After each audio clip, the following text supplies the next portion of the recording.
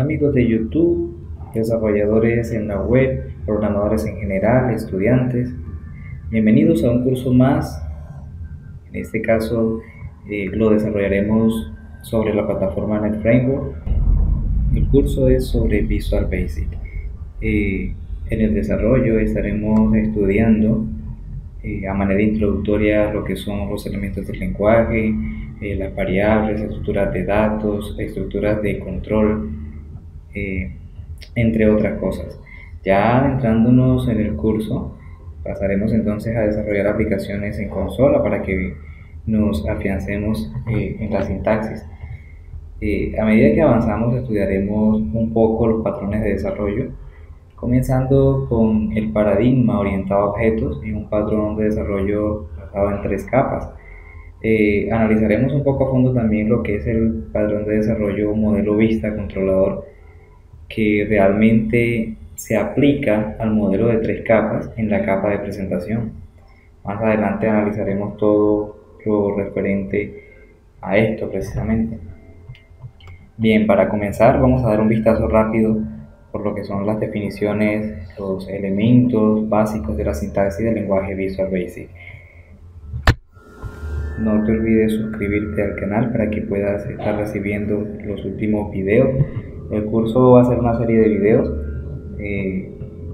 unos 15 o más, así que debes estar pendiente para que puedas, desde el principio, mirándolos todos, constante, para que puedas afianzar el desarrollo en Visual Basic. Bien, comencemos entonces. Vamos a mirar rápidamente los tipos de datos que soporta el lenguaje. Te aconsejo que detengas el video un momento, tomes una captura y guardes esta tablita. Te va a ser muy útil al momento en que estés desarrollando, porque pues dependiendo del tamaño de los tipos de datos puedes ahorrar espacio en memoria. Más adelante analizaremos un poco esto que te estoy diciendo. Los tipos de datos básicos del lenguaje son el boolean, tiene un tamaño de 2 bytes en memoria, y los valores que acepta son verdadero y falso. Quiere decir true o false. Es un verdadero, lo hice bien, un falso, salió algo mal. Ahorita más adelante miraremos en qué casos podemos utilizar cada una de las variables. El tipo date, que es tipo fecha, aquí está el rango de las fechas que admite. Tipo decimal, que ya es numérico, hasta 29 dígitos significativos. El double, que es un número mucho más grande, números enteros grandísimos. El integer, que es un tipo de dato entero, numérico entero. El single, que también entra entre los numéricos, pero es mucho más grande, más pequeño, perdón.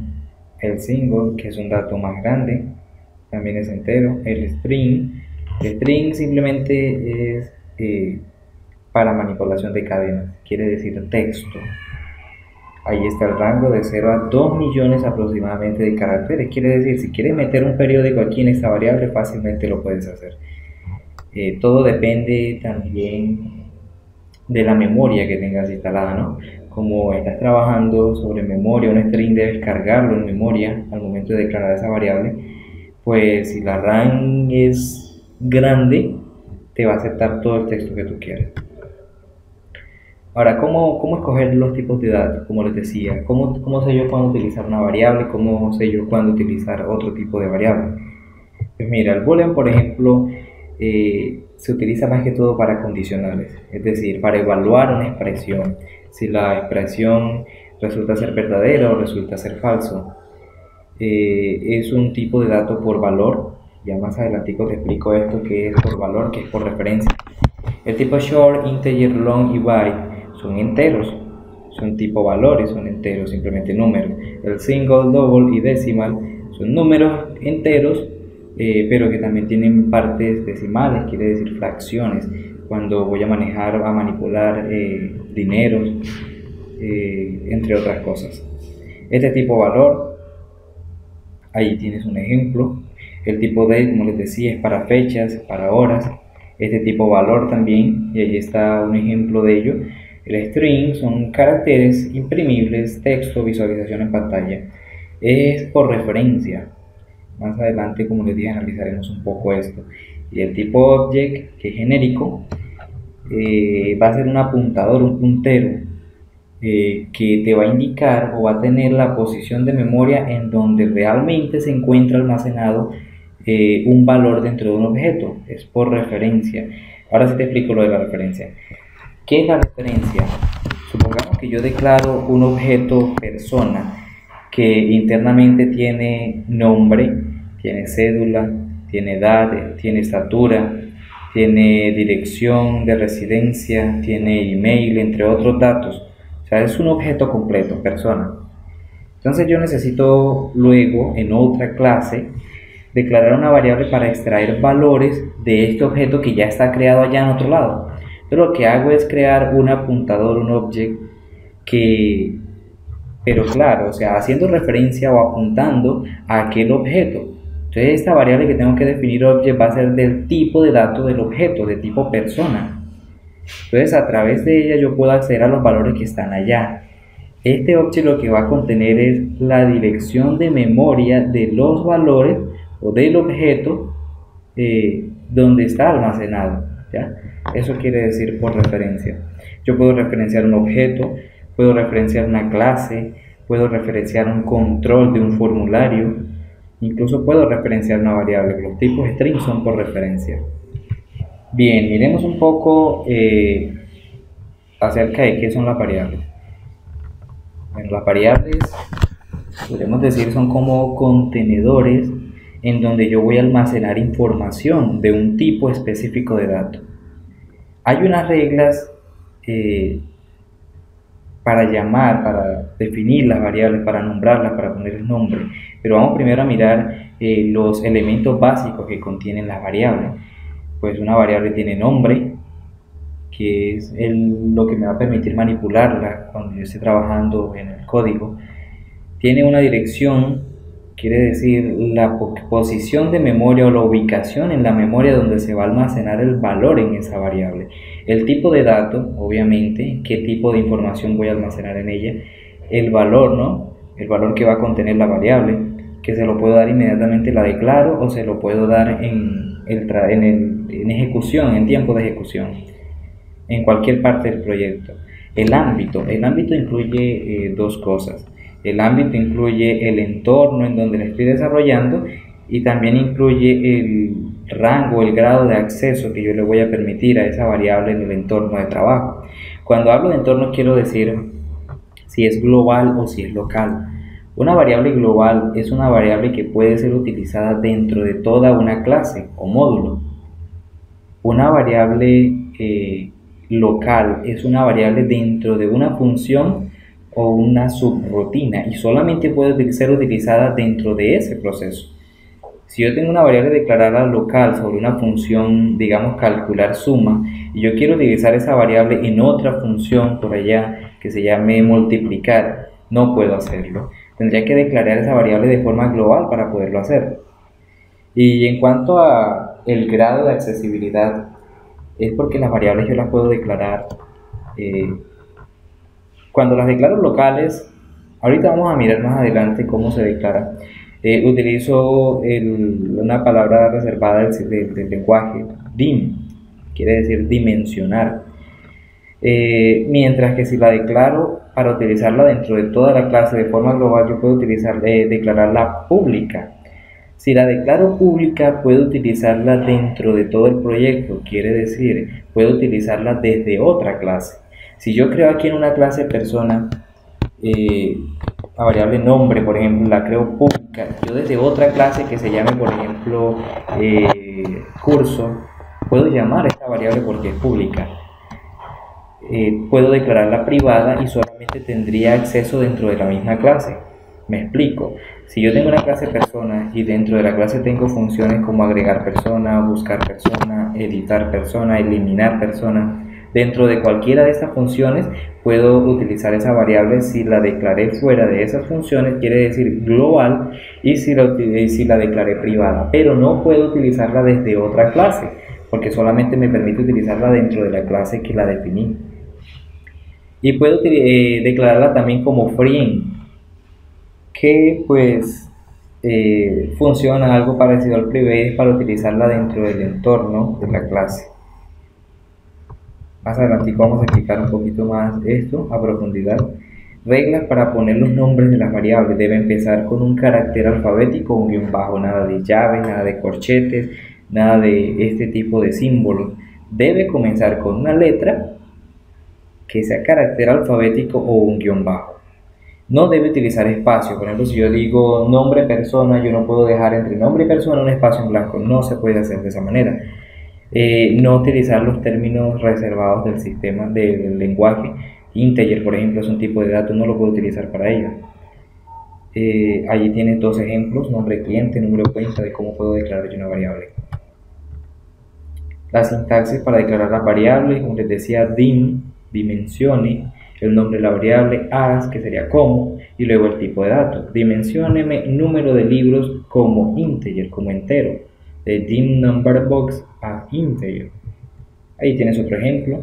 Ahora, variables tipo de referencia. Aquí el ejemplo nos muestra de la declaración de una variable que hace referencia a un formulario, ¿no? Form es de formularios de Windows. ¿Qué es un formulario? Una ventana que puede contener botones, cajas de texto, tabla, todos los elementos que pueda contener un formulario de Windows. Esta línea dim my form as form, lo que hace es declarar, está declarando la variable myForm de tipo form, pero no le está creando en memoria, porque para yo crearla tengo que utilizar una palabrita reservada new, que veremos más adelante, un constructor, para que pueda crearla en memoria. Entonces aquí lo que está haciendo simplemente es declararla, definirla, pero en memoria no se está reservando un espacio para guardar información en esa variable. Entonces esto es lo que significa por referencia.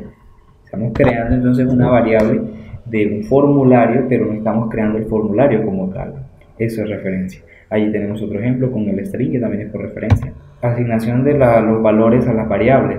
Con el igual, tenemos un ejemplo de fecha donde definimos primero la variable y después asignamos el valor. Y otro en el que en el momento en que la declaramos podemos de una vez asignar el valor. Este es para las fechas. ¿En qué casos podemos utilizar variables? Como les decía, cuando yo tengo que evaluar una expresión matemática, por ejemplo, tengo que realizar una suma, el resultado debo almacenarlo en algún lado. Entonces, para eso puedo utilizar una variable. Cuando tengo un formulario y necesito capturar datos que el usuario debe ingresar por pantalla, por teclado, yo necesito variables para almacenar estos datos. Para almacenar objetos también se puede utilizar valores de propiedades. Más adelante, cuando estemos desarrollando, les mostraré qué son las propiedades allá en el paradigma, ya en el orientado a objetos. Para devolver valores, para mostrar salidas, quiere decir para mostrar información por pantalla, yo necesito imprimir variables, entonces también las puedo utilizar para eso. Además de las variables, hay otros tipos que tiene el lenguaje, que son las constantes. ¿Qué son las constantes? Son como las variables que, a diferencia, porque también pueden ellas almacenar valores, ¿no? Y su definición es parecida a las variables.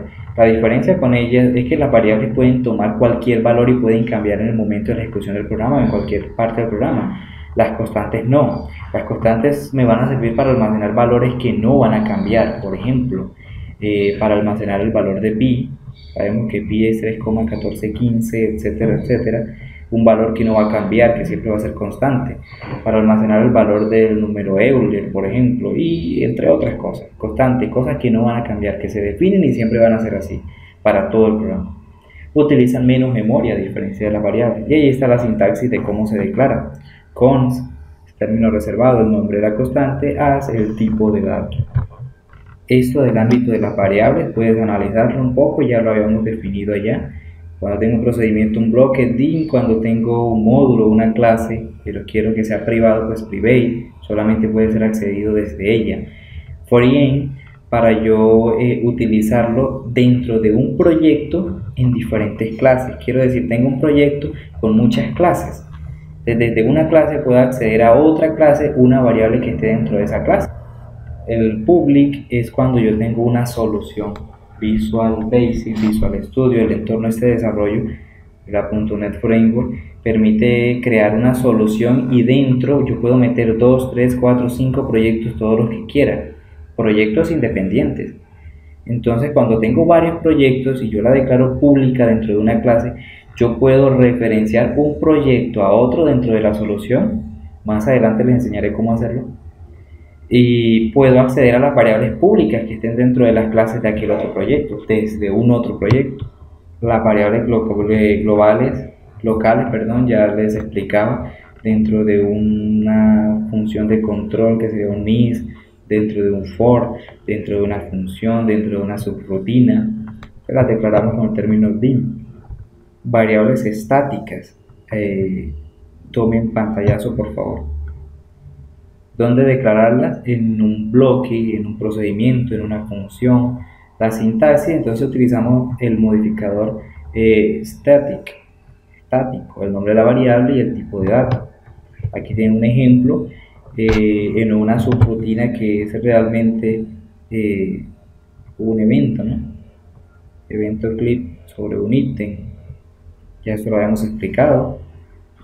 Modificadores de acceso private, free and public, el ámbito private en el módulo clase, free en el proyecto, dentro de las clases, public en una solución, un grupo de proyectos. Ahí están los ejemplos. Bueno, ya habiendo pasado por los tipos de datos y cuando yo necesito almacenar información, información que sea secuencial y que sea bastante, como por ejemplo los meses del año, que son 12, yo no puedo almacenar una variable string, pero sería algo engorroso poder acceder a ellos. Entonces están los tipos de datos vectores, están las matrices, que yo puedo utilizarlo, son estructuras más bien de datos, no tipos de datos, estructuras de datos, que yo puedo utilizar para manipular mucho mejor la información. Y en Visual, en este entorno de desarrollo de la .NET Framework, la plataforma, no tengo una definición de vector y de matriz por separado. Aquí se manejan son los arrays, y dentro de los arrays yo puedo manejar unidimensionales, que son los vectores, y multidimensionales, que son las matrices, 2 dimensiones, 3 dimensiones, todo lo que tú quieras. ¿Qué es una matriz entonces en este entorno, o un array? Pues es un arreglo. Es una serie de elementos de datos. Todos los elementos de una matriz tienen el mismo tipo de datos. Ojo que yo tengo que manejar el mismo tipo de datos. Todos los elementos que voy a guardar en un vector, en una matriz, deben ser del mismo tipo de datos.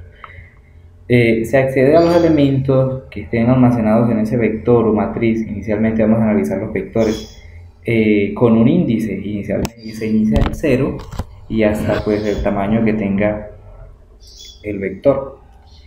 Utilizamos una variable apuntadora para poder recorrerlo y recuperar los datos que estén en él o para almacenarle datos.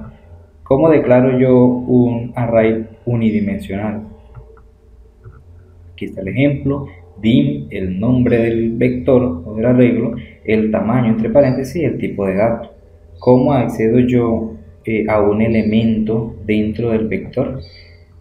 Ese ejemplo utiliza un text box, que sería una caja de texto ya sobre un formulario. Más adelante miraremos eso en código. Y ahí en ese texto lo que va a colocar, en esa caja de texto lo que va a colocar es lo que esté en el vector en la posición 2. Si se dan cuenta, con house, que es el vector, luego entre paréntesis la posición 2, quiere decir tráigame lo que esté en la posición 2. Y como es entero, entonces él debe hacer una conversión de tipo para poderlo mostrar, porque aquí en la caja de texto lo que se muestra es texto. Entonces tiene que convertir de número a texto para poder mostrar allí. Más adelante miraremos las conversiones de tipo y estas cosas. Los vectores, las matrices, también podemos declararlas a través de modificadores de acceso, públicas, privadas, free, entre otros. Aquí está la forma de hacerlo: el modificador de acceso, el nombre del arreglo, el tamaño entre paréntesis y el tipo de dato. Ahora, supongamos que yo inicialmente declaré un vector de 10 elementos, pero más adelante me doy cuenta en el programa que no es de 10 elementos, sino que necesito almacenar mucha más información. Es ¿cómo hago para cambiar el tamaño? Hay un término reservado que es redim, que sirve para cambiar el tamaño de la matriz. Entonces yo le digo redim, el nombre de la matriz al que le quiero cambiar el tamaño, y luego entre paréntesis el nuevo tamaño. Ahí tienes dos ejemplos. Ahora, hay algo curioso, es que la función redim cambia el tamaño, pero me borra toda la información que yo tenía almacenada en el vector. Entonces, si yo no quiero que esto ocurra, hay otra función reservada que es preserve. Yo le digo redim preserve, nombre de la matriz, el nuevo tamaño entre paréntesis. Y él va a conservar todos los datos y va a agregar todos los elementos más el nuevo tamaño que yo le diga que me agregue. Bien, vamos a analizar lo que son las funciones, las subrutinas y los procedimientos en este caso. Bien, ¿qué son los procedimientos? Los procedimientos son sentencias de código, bloques de código que se pueden ejecutar dentro de un programa. Son fragmentos realmente de códigos y hay tres tipos. Procedimientos sub, aquí en este lenguaje hay tres tipos. Los sub, que son subrutinas realmente.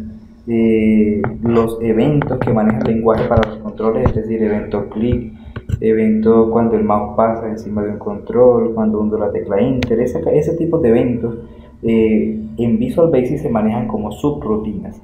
Más adelante que estemos trabajando con formularios vamos a poder notar esto. Procedimientos función o funciones son procedimientos o bloques de código que recibe parámetros y devuelve un valor. A diferencia de las subrutinas, la función obligatoriamente debe devolver un valor. Y los procedimientos property, que son propiedades, lo que les estaba comentando hace un rato. Las propiedades pues son las que me van a permitir acceder a campos encapsulados. Cuando yo estoy trabajando en paradigma orientado a objetos, es muy importante el concepto del encapsulamiento. Tengo, por ejemplo, nombre, cédula, teléfono, que son datos que están encapsulados, yo los declaré private. Entonces, para acceder desde otra clase a estos campos en una clase persona, yo tengo que crear dentro de esa clase persona propiedades públicas que me permitan hacerle set y get, o sea, introdúzcale datos y devuélvame datos. Eso es lo que hace una propiedad de este tipo de datos persona, de esta clase persona, de ese objeto persona. Entonces es para eso, para poder acceder a campos encapsulados, las propiedades.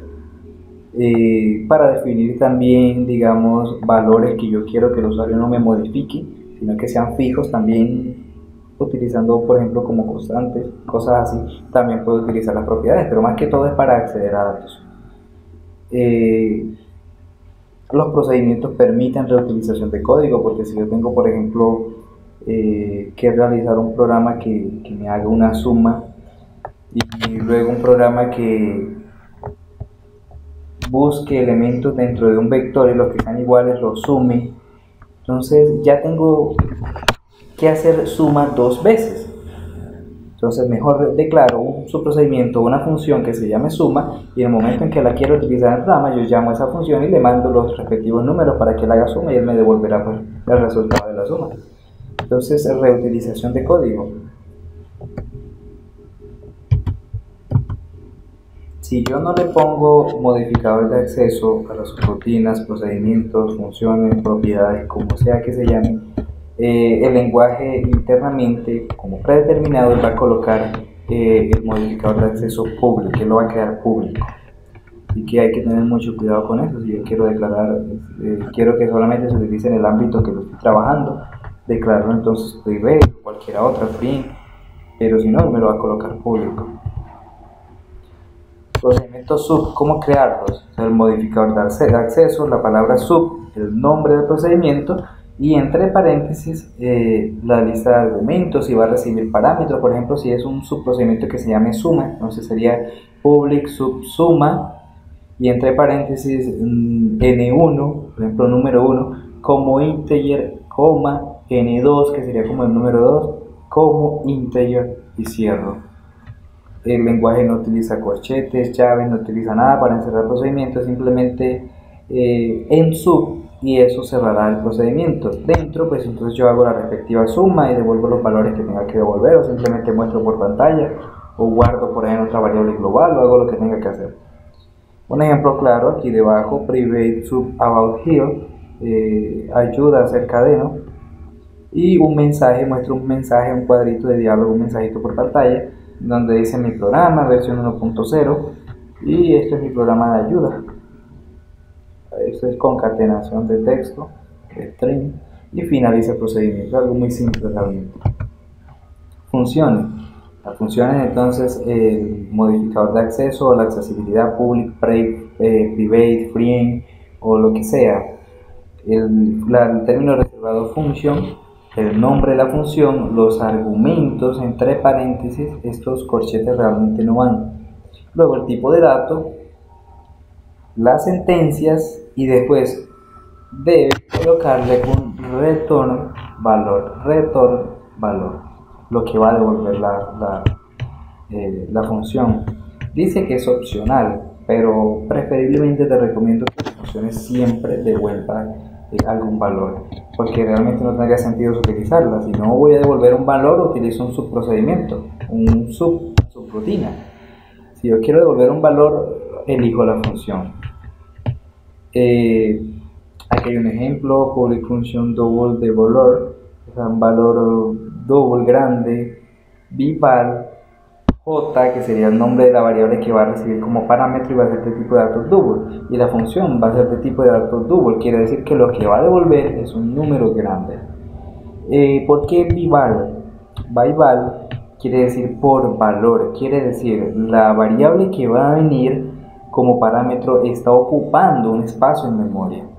Si yo le digo by ref o por referencia, quiere decir que debo tener una variable por allá declarada con un valor almacenado, y a través de este parámetro yo estoy haciendo referencia a aquella. Entonces yo le digo bref j as double, o sea, por referencia, y referencia a una variable que ya debe estar creada y ya debe estar almacenada en memoria. Las sentencias y luego el valor que vaya a devolver, y finaliza la función. Lo que les explicaba ahorita, los argumentos, los parámetros que van a estar recibiendo las funciones pueden ser de tipo byval, que es por valor, quiere decir que trae consigo el valor internamente, está almacenado en memoria. Dice que el proceso no puede modificar, el procedimiento no puede modificar el valor de la variable original. Quiere decir, lo que venga en esa variable es lo que va a terminar cuando la función se termine de ejecutar. Si yo traigo un valor 5, por ejemplo, en esa variable, la función lo que puede es operar con ella, sumarla, restarla, hacer lo que sea, pero luego cuando termine yo no puedo decir que esa x, suponiendo que esa x la que venga como parámetro, ya no va a ser 5, sino va a ser 10. No puedo hacer eso. No puedo modificar el valor original de la variable.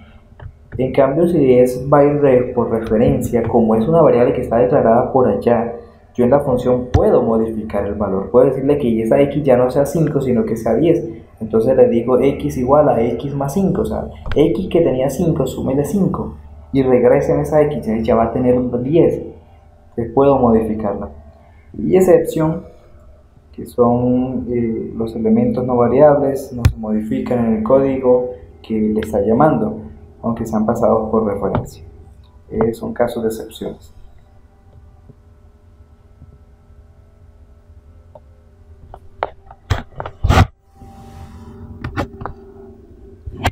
Si yo creo una función y le envío parámetros, pero no defino byval o byref, por defecto Visual Basic me le coloca byval, por valor.